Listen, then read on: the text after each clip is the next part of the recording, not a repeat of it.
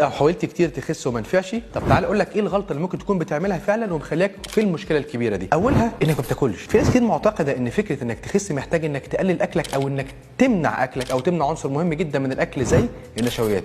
الكلام ده مش حقيقي صديقي. انت لازم تاكل عشان تخس. فكره انك تحرم جسمك من الاكل او انك تقلل عدد وجبات اليوم او انك تقلل كميه اكل اليوم بشكل عنيف ده بيضغط جسمك جدا.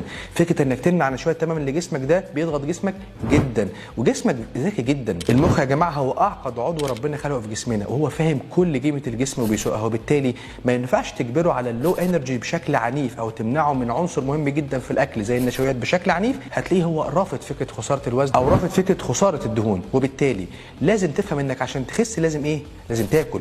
ولازم تاكل في بلان او خطه تغذيه متوازنه لجسمك ما يكونش فيها عناصر ممنوعه خالص او عناصر موجوده بكثره شديده. لازم يبقى الموضوع ده قابل للاستمرار طول الوقت. النقطه الثانيه فكره انك حاصر نفسك في وقت دايما. فكره انك في اسبوع لازم تخسر كيلو، في شهر لازم تخلص 5، في 10 يبقى صعب. دونت ستريس يور بادي.